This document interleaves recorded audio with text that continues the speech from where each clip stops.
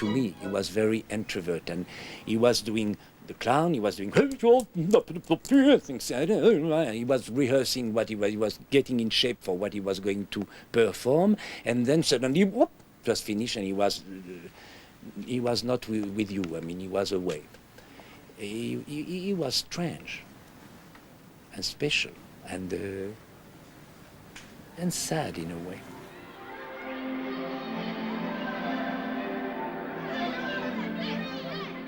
I think it was a very happy incident that Danny Kaye was going to Europe on an airplane, and sitting next to him was Maurice Pate, the first executive director of UNICEF, and they got to be talking. And the interest of Danny in children was very obvious. When you're talking to people like these, well, you just keep talking and hope your ignorance isn't showing. Mr. Pate told him the problems of children in third world countries, how many of them dying before the age of 2 or 3. In fact, even the first year, the infant mortality was so high in some of the countries as high as 150 per thousand. And that, I think, stirred Danny into doing something. He was given a UN laissez-passer, in which he was identifying a UN Goodwill Ambassador for UNICEF. He was the first of these so-called ambassadors at large, or goodwill ambassadors. And he was probably the most effective.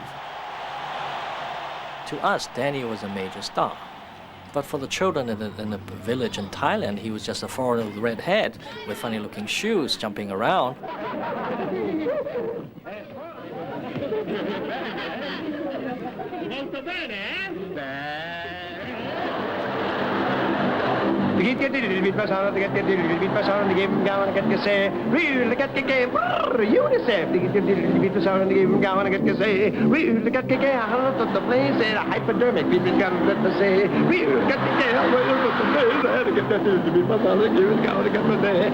It's good for you, good for you, good for you. Come on, sweetheart. Come on, baby. Good for you,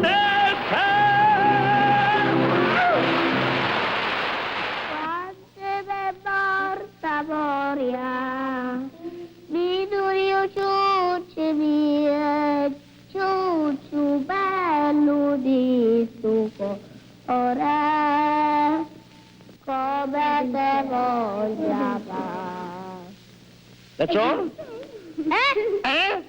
No more? No. A very cynical German journalist came up to me the other day and said, "Don't you think that work for UNICEF is a little bit like a raindrop on a hot stone," which is a German saying. And I said, "No, I'm an optimist. I think it's a drop in the ocean." Children automatically flocked to him. He was very good with them. And there was something of the child in his nature anyway.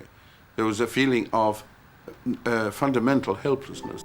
He managed to retain, knowingly, some of the childlike naivete with which youngsters approach the world. All these boats are my boats. There's the cruiser, there's the destroyer, there's the motorboat, there's the battleship, and over there in the corner by my big toe is the LMSOT.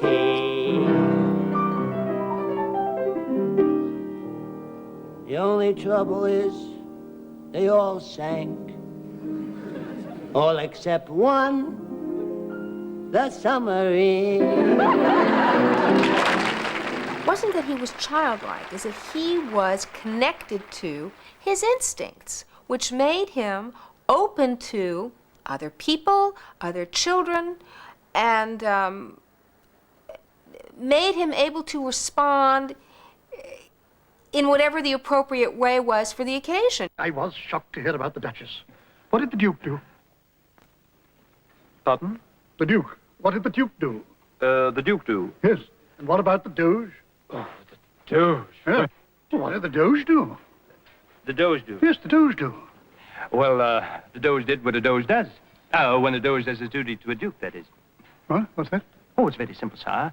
When the Doge did his duty and the Duke didn't, that's when the Duchess did the dirt to the Duke with the Doge. Who did what? How would you like to have to be funny? You must love it a great deal, and I think Danny loved it a great deal, just as he loved standing up in front of a symphony orchestra.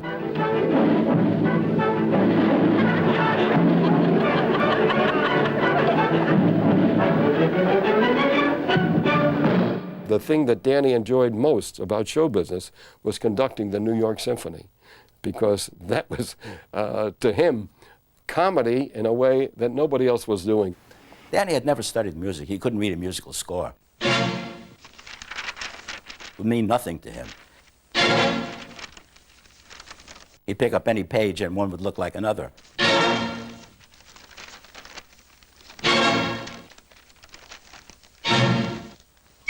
He would listen to a very complicated piece of music, and he'd be able to sing back the most complex rhythms imaginable. He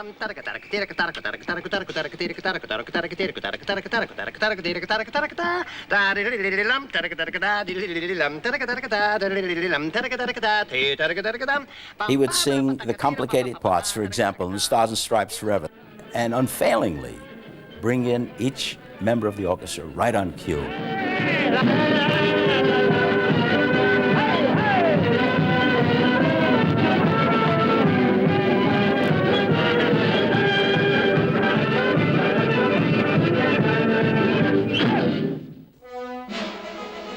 Here he comes, called the French horn. Here comes Signor Pizzicato.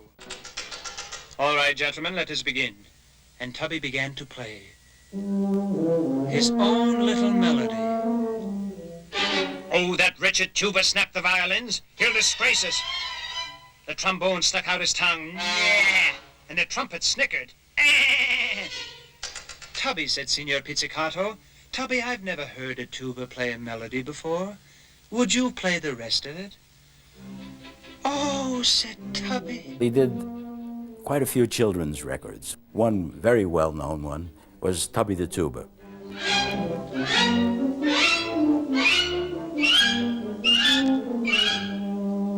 Why, how perfectly wonderful, said the strings. Please, Tubby, may we sing your tune, too? Poor Tubby, who never gets a chance to play a solo, he just plays oompa oompa in the background. Tubby is given a solo and soars forth. And they all play.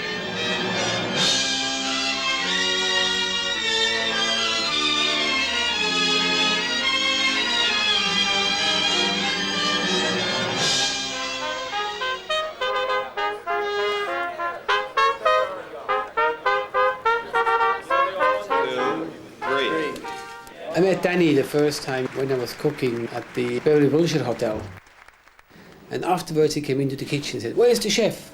Let me, let me see him." And he was really very excited. Danny became interested in Chinese cooking. Now, when Danny became interested in something, there were no half measures taken. He went the whole way. He spent lots of time in the kitchens of the superb top Chinese restaurants in San Francisco, Chinatown. He would put any waiter of the Benihana chain to shame by throwing the knife higher and catching it in a more dangerous manner than any other meat cleaver of the Orient. I think if Danny Kaye would have become a cook or a chef in his early days, he would be one of the greatest ever. 2 by 2, the animals 2 by 2. It was in 1970 that something very strange happened. For the first time for 30 years, Danny Kaye was back on Broadway in a new show by Richard Rodgers called 2 by 2. It was the Noah's Ark story as though it were happening to a lower middle-class Bronx family. Well, it was predictable. The reviews were terrific and the show was a sellout. It's wonderful going boating with a floating zoo. Our trouble didn't really start until Danny, one night in his jumping around on stage, fell off a plank that he walked down, and if he didn't break his leg, he came very damn near to it. And he was in a cast. And he was immediately put into New York Hospital and had announced that he was going home and that he had to leave the show. And I said, "Danny, I think you're making a mistake in going back to California. You are going to sit there in your kitchen and you're going to stew. why don't you come back and do the show in a wheelchair and then in crutches and then as a cane as you get better? I will write you a set of ad-libs. The show didn't exactly suffer from Danny being in the wheelchair. Of course, it was the talk of Broadway. It got into all the newspapers, and Peter Stone's ad-libs were so good that Danny, of course, added his own. I mean, he rolled down a ramp in his wheelchair and he puts on the brakes at the last minute, and he makes reference to the fact that if he had gone through the wall, he would be in the show next door, and he started doing it a lot. Very shortly thereafter, he was sort of out of control. Noah was now out of the window, but Danny Kaye was in his element. And so were the audiences. They were laughing, shouting, screaming for a Danny Kaye show just as they had done in the old days. The only person who didn't like it was Richard Rodgers, who from that moment on didn't speak to Danny again. And when Danny left the show, it folded, because without him, there was no show. He never went back to Broadway and only made one more major film on a subject very close to his heart. It was about the American Nazi Party doing a demonstration, and Skokie was full of Jews who were living there, and particularly survivors from the Holocaust. I think he really felt that role from his soul in a different way, perhaps, than some of the other things, he had done. I mean, after all, he was Jewish. He had a very powerful scene in a synagogue where he bears his arm. You know what this is? A tattoo. A number. 24, 36. It's a concentration camp number. Do you know what that meant? Can you know what really happened? Can you know what the swastika was? Can you know what is a Nazi? He felt unsure about the business of acting and the way he had to act. He did this the first time, and I really didn't know what he was up to. He said to me, just hold it a minute, just hold it. And he stepped forward and addressed the crowd and said, now, if I hold up one finger, you sing, you lot here, those three, ring, ah. Now, 2 fingers, you lot here, ah. And the 3 fingers, ah. And then he said, they went, ah. And they were all singing together, and he got a whole sort of scene going with the thing. And I believe it was something that he used to do in his act years ago. But he did that for about 5 minutes. And he got applause. They applauded him for it because they loved him for it. And then he felt happy. Then he would go on acting. I came here to sit, to listen, not to say anything. But I don't want to hear about tactics and strategies. This is not a game. I will not go home. I will not pull down the window shades. Not this time. Not in my own town. If a Nazi marches here in Skokie, you can believe me, I will be there. I will be there with baseball bats, with a gun, with anything. I will be in Skokie with the Nazis alive. Many people have felt he never fulfilled his potential. I remember saying to him, I wish he would do more movies. And he said, I can't do those old, I don't remember if he said Danny Kaye movies, but, the Up in Arms, the Walter. But he said, I'm different, and the times are different. Maybe it bored him, having climbed that mountain. He had outlived his spot, his place. When your parent gets ill and they're going to die, you become a child again. You're a combination of parent, I used to sit in the hospital and feed him. And you become a combination of parent and child. Suddenly, who should arrive while we're eating but Danny Kaye? And he came over to Sylvia and he wished her a happy birthday and he kissed her. And he was in the hospital at the time. He'd been brought by an ambulance. Within a week after that, he was gone.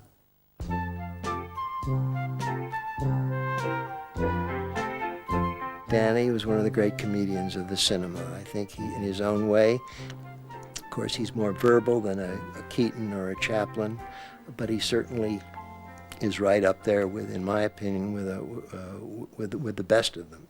As a performer and an artist, I think he stands alone. But did you put the pellet with the poison in the vessel with the pestle? No! The pellet with the poison's in the flagon with the dragon. The vessel with the pestle has the brew, that is true. The pellet with the poison's in the flagon with the dragon. The vessel with the pestle has the brew, that is true. Just remember that. Yes, thank you very much. The pellet with the chasley. The pellet with the poison is in the pasley with the chasel. Just remember that. He was my friend. Sometimes he was my Chinese cook. Sometimes he was my pilot. But I don't feel that I really ever knew who Danny was. He was so many different people. I don't think Danny knew who he was himself. I don't think anybody knew Danny really well. And that's probably our fault as much as it would be Danny's. And I'm sorry that I didn't get to know him better, because I would like to have known him better. And I hope he wasn't, I hope he was shy. I hope he wasn't sad. You know?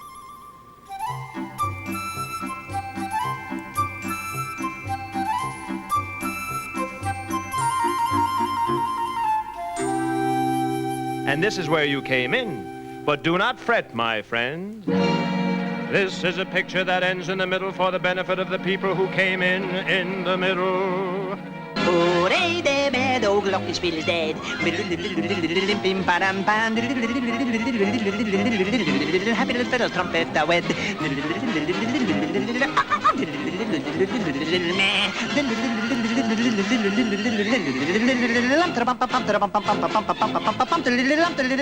Ram.